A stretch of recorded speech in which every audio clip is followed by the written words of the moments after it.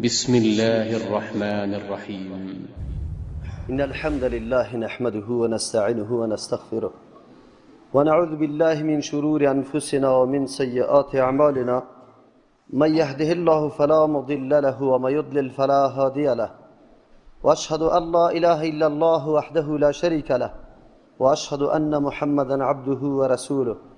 أما بعد، فإن أصدق الحديث كتاب الله، وأصدق الهدي هدي محمد صلى الله عليه وسلم، وشر الأمور محدثاتها، وكل محدثة بدعة، وكل بدعة ضلالة. أعوذ بالله من الشيطان الرجيم. لقد خلقنا الإنسان في كبد. وعن جرير بن عبد الله رضي الله عنه قال: قال رسول الله صلى الله عليه وسلم: لا يقبل الله عز وجل من مشرك بعدما أسلم عملا أو يفارق المشركين إلى المسلمين.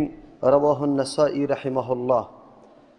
برادران عزیز و گرامی، در جمعه قبلی هم در مورد رفتن مردم به سوی ممالک اروپایی و ممالک غربی چیزی کمی گفته بودیم، وعده داده بودیم که بحث تکمیل میکنیم که آیا مسلمان ها مثل سیل واری از اینجا حرکت میکنه، نه تنها شخص مجرد بلکه با فامیل خود، با زن و دختری خود حرکت میکنه طرف بلاد غرب، یا چی هدف دارن و چرا میروند؟ آیا از نگاه دین مقدس اسلام و شریعت برای ازیا جایز است که تو سفرها را بکنه یا نکنه؟ از او خاطر بحث انشاءالله تکمیل میکنیم. در جمعه قبلیم گفته بودیم که مهمترین موضوع در زندگی دنیا امیسته که هر انسان بدانه این دنیا اصل مقصد زندگی ما نیست. الله متعال ما را برای ازی پیدا نکرده که دنیای ما آباد باشه، از هر طرف ما مکمل ضرورات ما پوره باشه، مشقت و تکلیف نبینیم و نداشته باشیم. چرا؟ خلاف پیدایش حکمت الله متعال است. الله انسانها را در این دنیا به این پیدا کرده که اصل جهان و اصل جای دائمی و حقیقی انسانها که در اونجا باید دو طایفه شوند، یکی به طرف جهنم و دیگر طرف جنت بره. به او خاطر اینجا یا عمل بکنه، تلاش بکنه.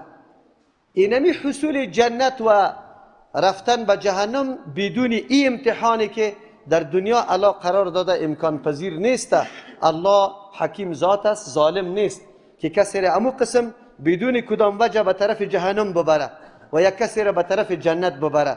باید سند و حجت موجود باشه که برای کسی موقع اعتذار یا موقع اعتراض باقی نمانده باشه، نگویه مرا چرا طرف جهنم بردی.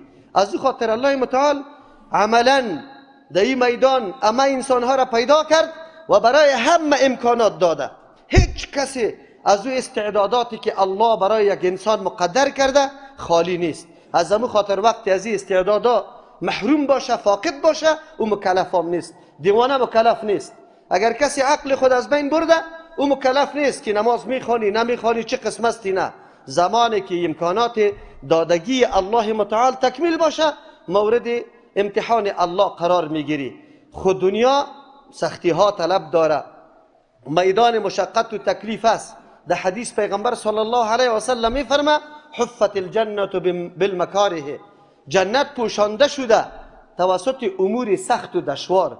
کدام امر در دین از نگاه طبیعت سخت نیست بدون از اینکه محبت ایمان در قلب انسان جا گرفته باشه. او جدا موضوع است. وقتی ایمان در قلب انسان جا بگیره، هر نوع سختی را در راه کسب رضای الله و انجام طاعت الله و عبادت الله هیچ نوع سختی را احساس نمیکنه. ما در روزی خود سختی را احساس نمیکنیم، ما در صبح نماز خواستن خود سختی را احساس نمیکنیم. ما اگر هر قدر تکلیف و سختی در حج بر ما میاد، بازم امید ماست که الله بر ما اجر بده.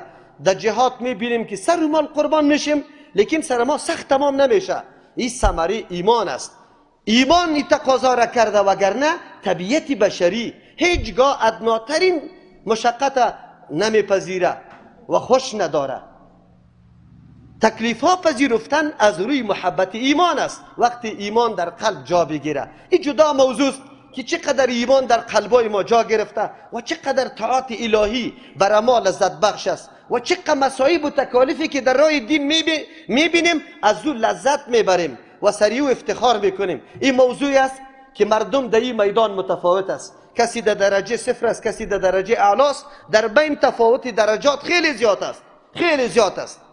از او خاطر هر مومن باید این را بپذیره که دنیا محل راحت نیست، محل عیش و عشرت نیست.